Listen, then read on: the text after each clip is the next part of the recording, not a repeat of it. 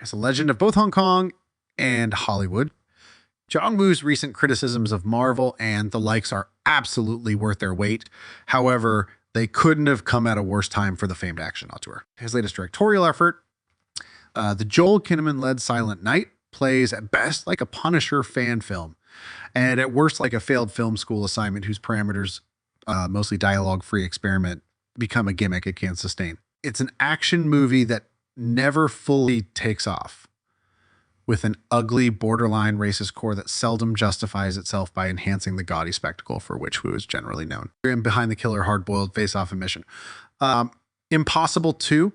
His films come with audacious stylistic expectations, but the Christmas-themed revenge thriller is more akin to his last American movie, the 2003 Ben Affleck vehicle Paycheck, which mostly lacked Woo's signature panache and was swallowed whole by half-baked sci-fi concept. The result here is similar, but the fall from grace hits even harder, since Silent Night is very much in the vein of those aforementioned action classics. I too included. Story may be a bore, but it's one of the sexiest and coolest looking Hollywood movies of the 21st century. That any film feels this much like a failure to mimic distinctiveness is tragic. That's intensified by the fact that it represents Woo grasping for former glory. Kinnaman plays Brian Godlock, husband to Seiyu, Catalina Sandino Morneau. First and last names we learn as they trickle out via text messages and other convenient methods of conveying info non-verbally across the first hour or so. The film's gimmick is a near total lack of dialogue, owing to Brian being shot in the throat during an in medias res opening, in which he sports a blood-stained Christmas sweater and gives chase to 2 different cars filled with heavily tattooed Hispanic hoodlums swerving through narrow New Mexico streets. Keep their ethnicity in mind. It's all that matters in the movie's purview. That's about as memorable as the action gets. It's a fairly feisty introduction with a cool moment or two, and it gives way to what appears to be a character-centric revenge saga. It says, learn as a now mute, Brian returns home from the hospital after surgery and months of rehab.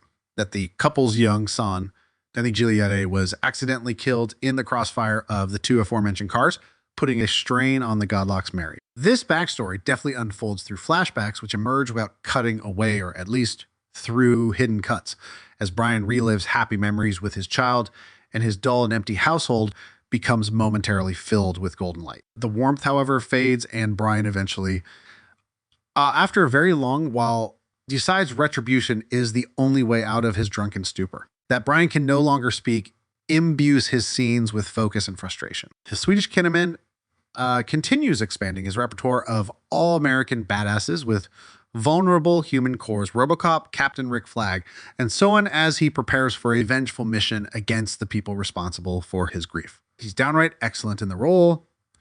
The problem is these scenes of preparation take up practically the entire movie, at least an hour and change of its 104 minutes, without a hint of a John Wick-style point of no return. In lieu of letting loose with the violent debauchery, the movie trudges along through extended training montages that construct a muddled image of Brian halfway between a heroic vigilante and a man self-destructively consumed by his task. Profane.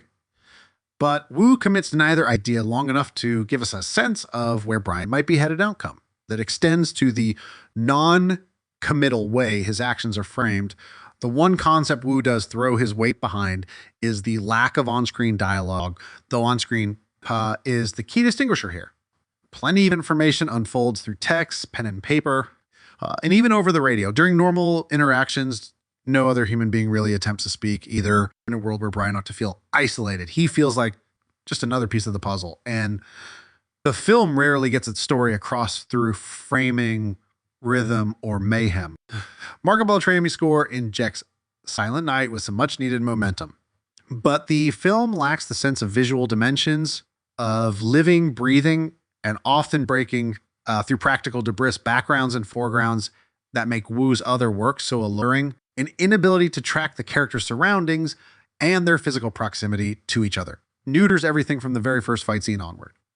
That hand-to-hand battle in Brian's home also ends abruptly and without resolution before things shift gears towards a citywide ramp. Once the plot kicks in, Silent Night constantly approaches off-ramps and exits that suggest a detour into unhinged territory that never fully arrives.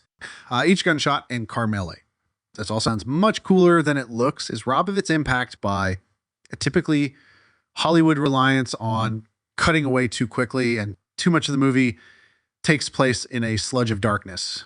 This is a particularly dull and ugly looking work without the sense of pomp or presence Wu usually brings. Instead, the scrappy direct-to-video visual approach does Silent Night's lofty attempts at action grandeur no favor, since most of them fall flat. When the camera does hold on lengthy staircase and hallway scenes reminiscent of Marvel's photo-gritty Netflix output, the result is equally lacking in consequence, since the movie's villains seem to sustain no damage until there's a final kill shot. Brian's malformed perspective is also part of the problem. A narrative hinges almost entirely on his desire to gun down anyone who resembles the people who took everything from him. I inged up Latino men, which includes seemingly unrelated drug dealers who cross his path. Henchmen in action flicks are usually cannon fodder, but for the most part, they at least pose some kind of danger to the revenge-driven protagonist. From Silent Night, some people get mowed down solely for the crime of fitting a narrow profile. Perspective the film doesn't have the ability or wherewithal to untangle, even if only to complicate Brian's morality. The tale of white vigilantism based on dehumanizing racist right-wing fears of invading foreign hordes at America's southern border. This ends up further enhanced by Brian's non-winking allegiance to cops, who he tends to help out of sticky situations, and his scowling displeasure at the police graffiti he sees at one point. And yet, his adherence to order ends up awkwardly bumping up against the grudge he harbors against law enforcement for not stopping these cartels sooner, an idea that's never built upon. Scott Mescudi has a minor role as detective, who initially appears to be a target of Brian's ire, but the film leaves little room for ethical or legal complexity and simply sidesteps the resentment in a way that strangely inflates Mescudi's role in the final act. Picture the cop-assassin dynamic in the climax of Wu's The Killer playing out without the buildup. The sincerity of Kinnaman's performance, coupled with the camera's unyielding focus on him amid the bloodshed, results in an ugly cinematic conundrum.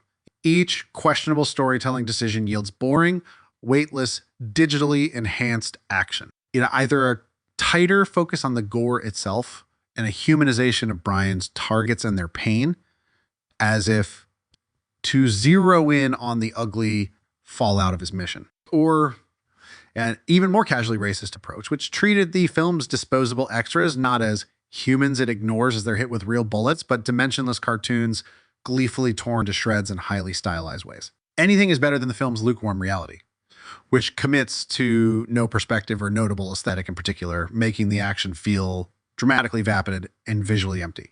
It all unfolds either in the margins of the frame, just off screen, or within the viewer's imagination, as the edit cuts too hastily around the carnage for it to land. It's a weightless, artless film, which is especially a shame coming from a director responsible for so much exuberant action splendor over the decades, and for images that sear themselves into one's subconscious. There's nothing remotely memorable here. For the boring, weightless revenge experiment that quickly goes airy, Silent Night features none of the charm or visual panic that made John Woo one of Hong Kong and Hollywood's foremost action stylists. Joel Kinnaman is committed to the role of the silent, vengeful father, but no other cinematic element coalesces around him to make his journey worthwhile.